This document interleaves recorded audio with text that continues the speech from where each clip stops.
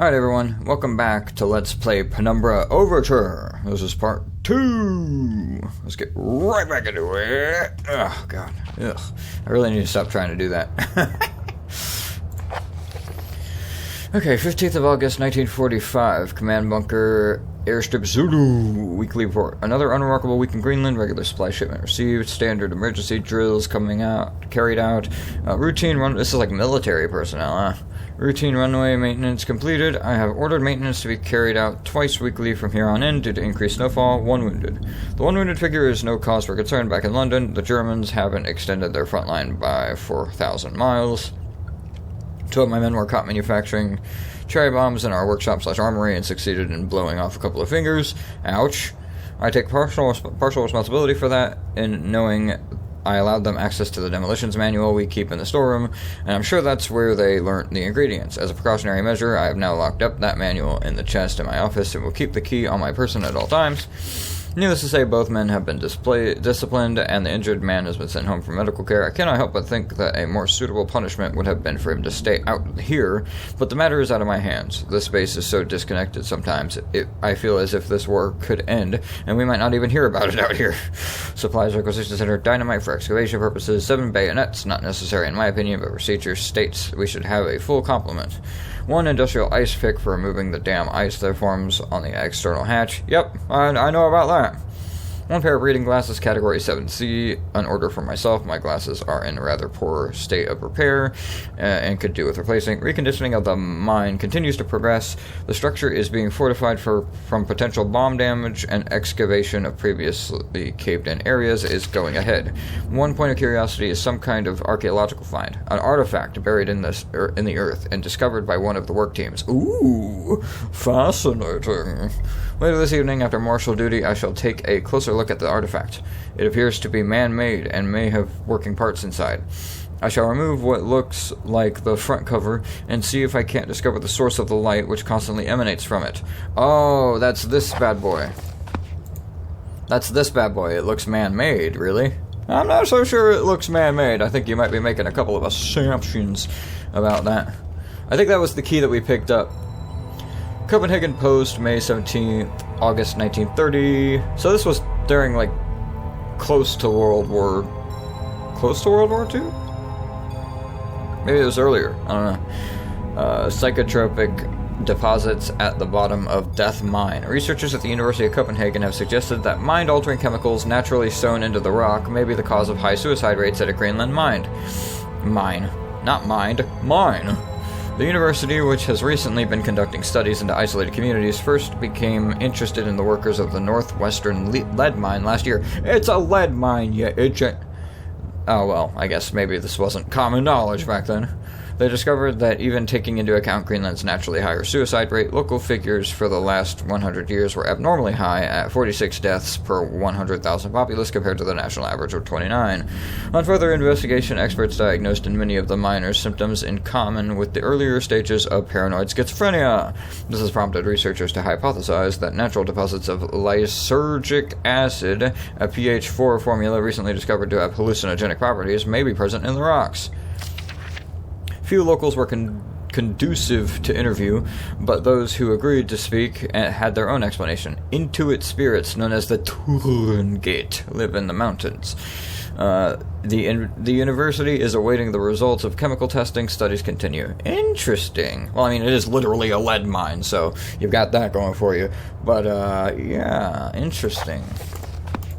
Fascinating. It's from Copenhagen, so interesting. Think. Bonk. Ooh, hey. Give me you. Give me you. Give me a typewriter. Get some Resident Evil action going on. Gonna save my game. Ooh, what's that? Beef jerky! I remember the beef jerky. Gotta jerk some beefs, if you know what I'm saying. I got beef some jerks. Ooh, that sounds even better. Alright. Rotting wooden shelves must be added moisture from that grate. This whole room is putrefying. Great. Good word. Love it. Chest for storing valuables. You don't know that. It might be totally invaluable what's inside there. You do not know, good sir. Could I grab the thing? That'd be great, thank you. Hibbity! Hibbity baby! Shamadabonk. More beef jerky, thank you. I might get hungry. Oh wait, there's no hunger meter. No whole bunch of nothing. Okay. Alright, I need to turn up the mouse sensitivity, I think. Or at least the, like, turning sensitivity. Ah, key, yes, key! Bonk. Big Book of Explosives, 1923 edition! I'm sure that they had, you know, near perfect understanding of exactly the dangers that they're in back then. No, but seriously though, so that's the book that he was talking about. Chapter 1.3, Black Match Fuse. The Black Match Fuse is one of the oldest, simplest, and most reliable fuses used in modern pyrotechnics. It is easy to create, essentially consisting of just a string and some gunpowder, but be warned, the chemicals concerned will stain clothing, and as always, due concern is advised. Oh yeah, wouldn't want our clothes to get stained when we're dealing with high explosives! No, but anyway, that's definitely the most terrifying thing that can happen. Materials required: string, preferably cotton, black gunpowder, and backstring. Hey, we already got one of those bad boys. String can be coated with a thin layer of backstring, which acts as an adhesive. The string is then carefully rolled in the gunpowder and left to dry at least a couple of minutes before use. Okay, cool. Dynamite, invented by Alfred Noble in... Really? In 1866, dynamite is commonly used in construction, mining, and demolition. It is proved far safer to handle than alternatives such as pure nitroglycerin, provided, that is, it has been properly stored. Over time, the explosive component of dynamite, supposedly made safe by the presence of diatomaceous earth, whatever, has a tendency to weep, making an old box of the explosive liable to detonate on contact. That's wonderful. Materials required: 1 part of diatomaceous, earth, 3 parts of nitroglycerin, and small amount of sodium carbonate. Then simply form into short sticks and wrap in paper. See, this reminds me of Outlast with all the big words and stuff. Chapter 2.3, Trinitrotoluene. I don't know, something like that. TNT was first discovered in 1863 by a German chemist, Joseph Willebrand. But it took some years before it yielded its true potential. This was because of the difficulty of making it explode and the lesser detonation in comparison to dynamite. The main advantage was discovered by the German Navy, who employed TNT's relative explosive stability in order to cause massive damage to British warships. Oh, that's great. Oh, that's wonderful. Their torpedoes could be detonated inside a ship's armor rather than exploding on contact, as did other shells. Jesus Christ. Armstrong's mixture. Armstrong's mixture is included in this book as more of a point of interest than as a viable chemical mix. The formula exists as somewhat of a legend in modern pyrotechnics, referenced by those knowledgeable enough to stay away from it as a death mix. Do you mean those who haven't died from trying it already? Its incredible volatility make it unsuitable for almost all potential applications. Red phosphorus and barium, this mixture can be carefully and slowly mixed to minimize risk to the chemist. Sulfur can substitute for some or all of the barium to slightly decrease sensitivity. I don't know why this is in here. Just because the people who made this game are nerds? Like, I don't think that has any, like, point of reference at all. What the hell? I doubt there's anything in these. Yeah, no. So much history in this place, tied up in words and left to decompose. Fun. Picture of a British platoon. It must date back to World War II. I suppose this mine was converted into some kind of bunker. Okay, I can't really see very well, so... Calm down. Calm down, Jono. You ain't nothing to be worried about, no silly Barbie. Okay, alright, finally. Man, that was a lot of reading. Holy shit. Alright, so now we have... what, exactly? We have backstring, and now we know what we're looking for, I think is what we're going with. We also have some beef jerky to distract, and we have some painkillers to heal. Alright.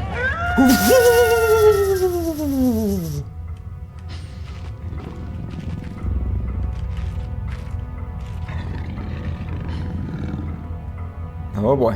Oh boy. Boy howdy. Hoy bowdy.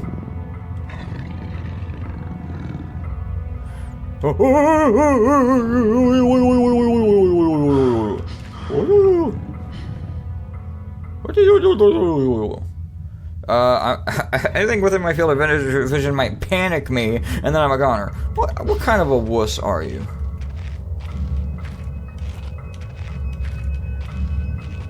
Where'd you go, boy? Okay, you're going that way? Alright, well, in that case, I'll go this way. What do we got? Workshop? Okay, I like that idea. Ooh, I like the music. Ooh, I like the music. Okay, he's not going this way. That's good. Okay, jot down a note. Okay, we can't go through there quite yet. Where are we? We're right there. Explosives and workshop. Okay. But I don't think that we can... Yeah, storage room that way, so we can't go through there, so we have to go to storage. Okay, got it.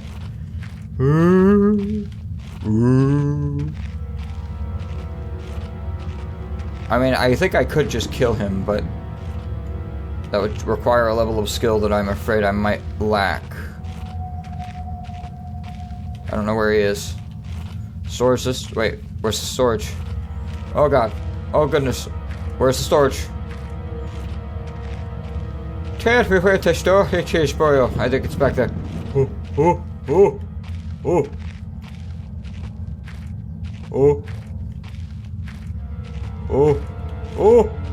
No, thank you. No, thank you. Johnny. Okay. Alright.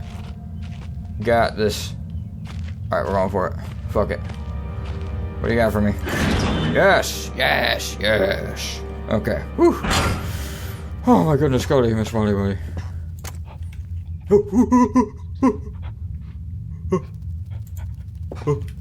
Sounds like a dog.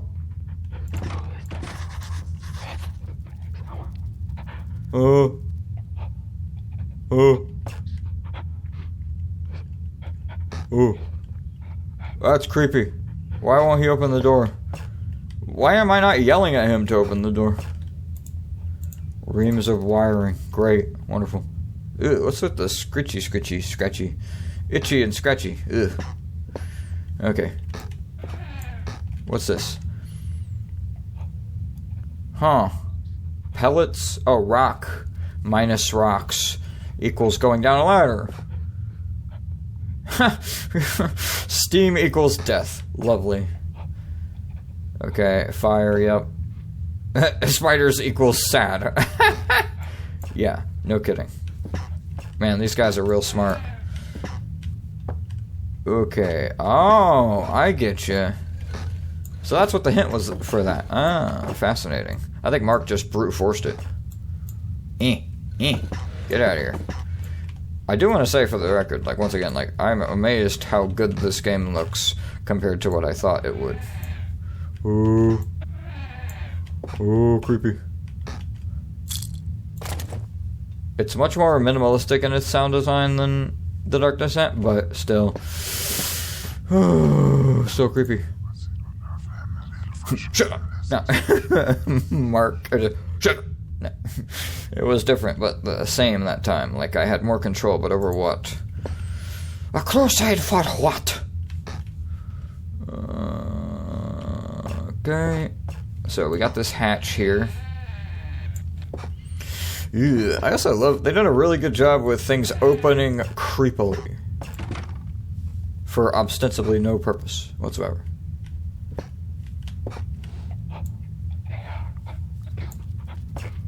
Ooh, that's... Ooh, I hate that. I hate that. I hate that. Slam I am. Sam I jam. Jam I clam.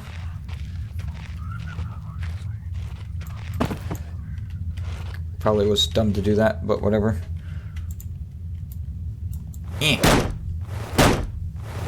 Hopefully nobody untoured is hearing this. Bonk. Can I break these?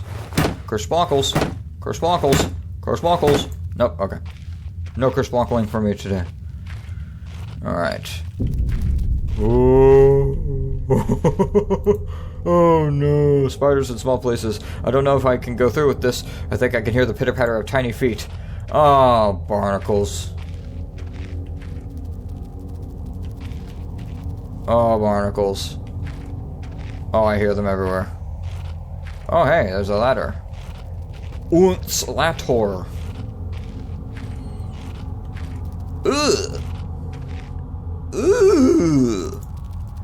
Horrible sight. Luckily it's mummified, or else the smell would have been awful. Yeah, because that's the worst thing about that. Ugh. It's literally... They desiccated one of the doggies. Ugh. Ah, okay, there's the aforementioned steam. Ooh, fuck off. I heard that. I heard that, you son of a bitch. Got a flare. Dry, dusty old bags. I don't know why you would need a flare if you've got the glow stick here. Day 1. I begin this record still in the hope that the great work we have undertaken here might one day be of scientific value despite the chaos which has ensued in the 6 hours previous.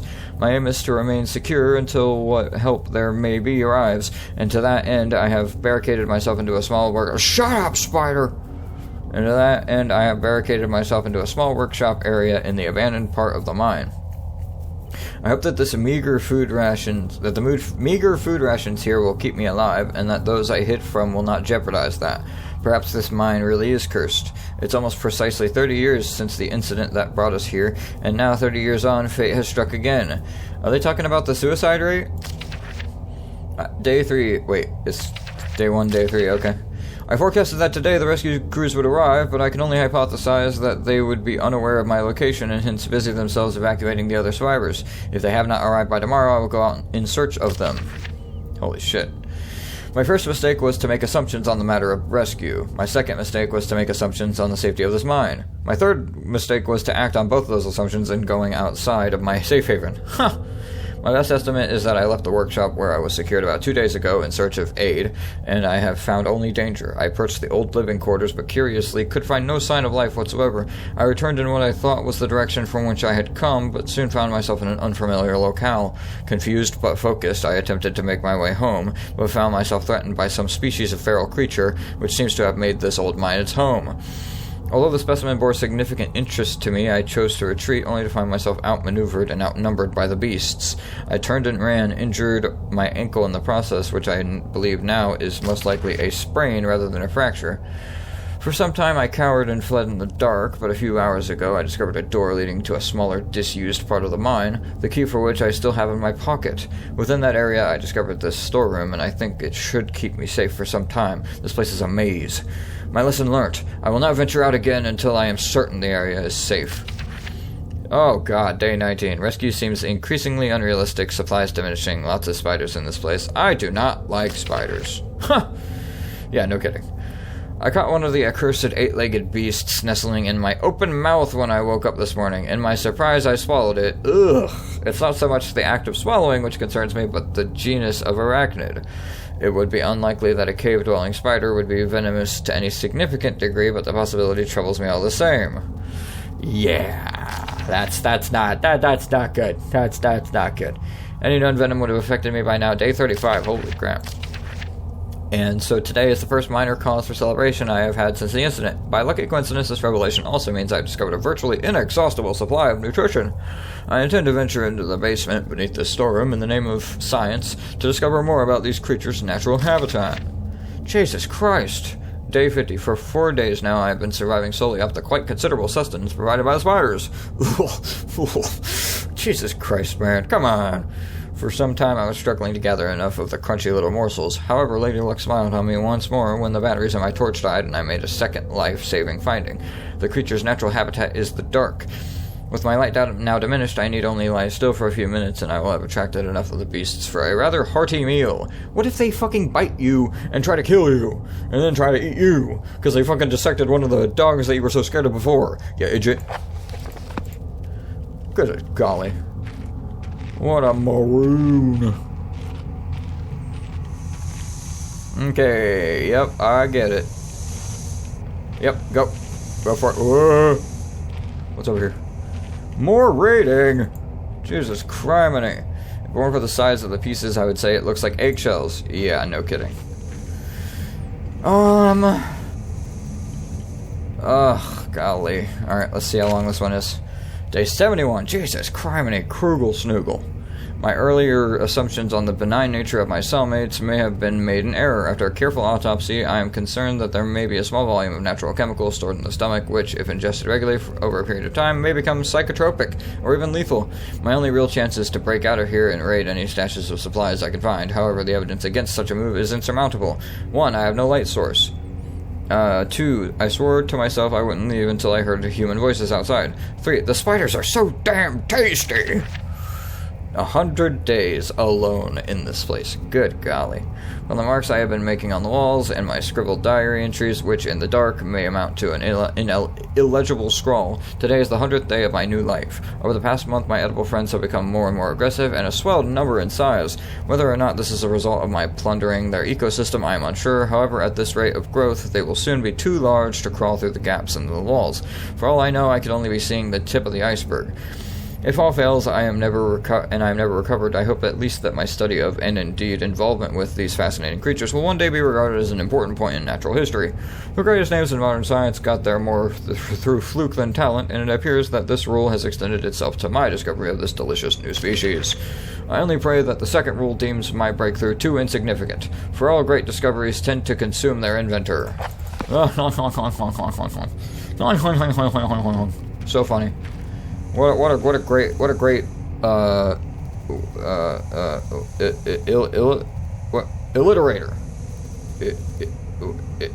Iterator? Oh god, what's it? What's the? I can't remember the word. Anyway, whatever. Shut up. I'm clever. God damn it. All right, guys, that's gonna be the end of this part. I gotta wrap it up now. Thank you all so much for watching this part of Penumbra Overture. I really appreciate every single one of you, and I'll see you in part 3. Bye-bye.